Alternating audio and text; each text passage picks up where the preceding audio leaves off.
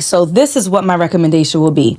We need to get back to the root of your goals and your desires, right? I know it's easier said than done, but many times what we are believing are what we actually desire is not actually what we desire. It's what we're seeing on social media. Yeah. So that means it's our responsibility to kind of do a cleanse. If that means removing yourself from social media altogether for X amount of time, if that means looking through the pages that you follow and to start unfollowing them. We don't need to follow the Shade Room and On Site and Hollywood Unlocked and right? All right, if we want a little gossip, a little tea, follow one of those pages, but it doesn't have to be everything that's on our timeline, right? We just have to be more mindful of what we ingest. It's called a social media feed. It is feeding us, feeding our mind, feeding our body, feeding our soul. Absolutely. So I think being more mindful of what we follow, what we ingest, the content that we engage with, the podcasts that we choose to listen to that are quality, that's what's going to make the difference on informing our decisions. And going back to what are my individual goals? And then once I know what my goals are, what are the goals that I have for my partner and I, my future partner and I? Mm-hmm. And then what would we need in order to reach those goals, right? Mm-hmm. If I'm living in Mississippi, I don't need a man who's making $100,000. Like, come on, right? In order for us to, Mississippi? Right? No shade to Mississippi. But if he and I were both working, we're both capable, I desire to continue to work, we're looking for a home.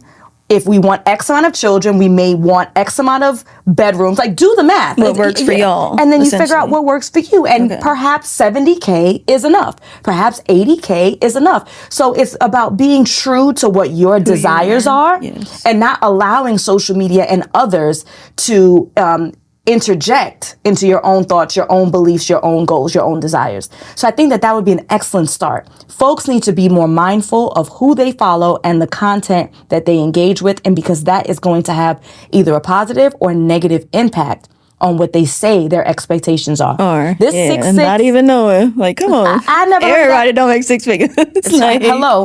Now I'm gonna say, if you in New York or LA, child, you might have to find yourself some 6 figures. But my point is, let's go back to... So location might matter. Location might matter. But let's go back to an original point that we discussed, which is, if we are looking for a partner, we need to either have or match what we desire. So are you flipping burgers at McDonald's talking about if he ain't make 6 figures, then what? And not to say that gentlemen are looking for women, or at least the kind of gentlemen we want are looking for women who make this ton of money and they have to match it. But you have to be a good steward of money. Right? Like, I would imagine that a guy who's doing well for himself wants a woman, wants a partner, wants a wife, wants the mother of his children to be a good steward who can manage her own money and theirs as a partnership. So again, being more realistic is about being in tune with what you legitimately want for yourself. Now, if you really do want that 6 figures for yourself, then fine. There's no shade on that. But is it what you desire, and following up on that?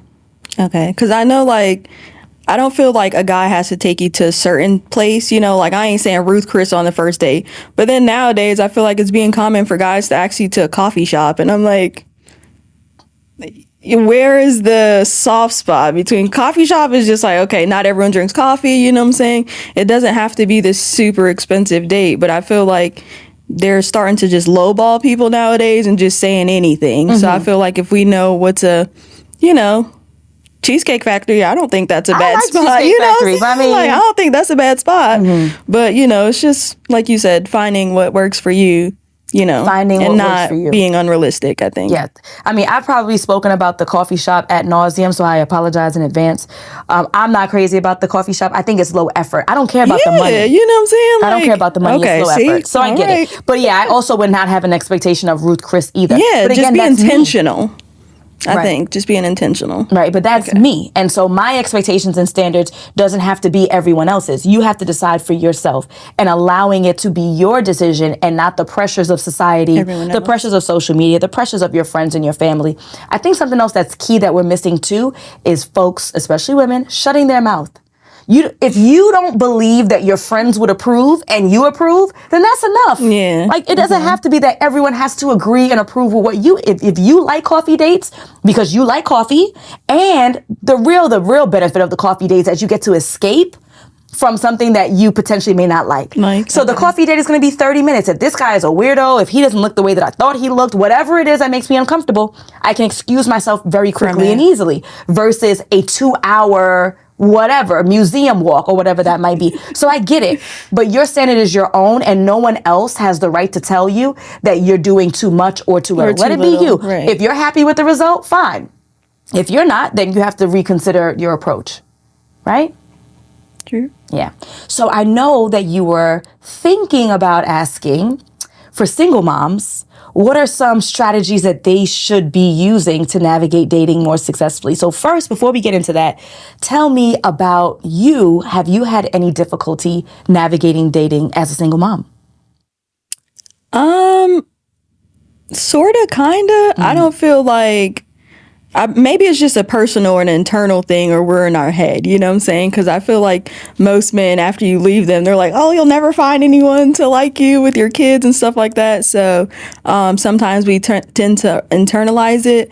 So it's not that we don't really care to put ourselves out there, but it's just like, we don't really know what to expect, you know, like, do men, I know, you know, they'll date women with kids, you know, but it's still like a soft spot. Like, how do you maneuver with still prioritizing your kids, but also knowing that, hey, like, eventually you don't want to die single, so, you know, you want to date, and, you know, so just kind of like some easy pointers or just some advice to get us out of that shell and just, you know, getting more out there.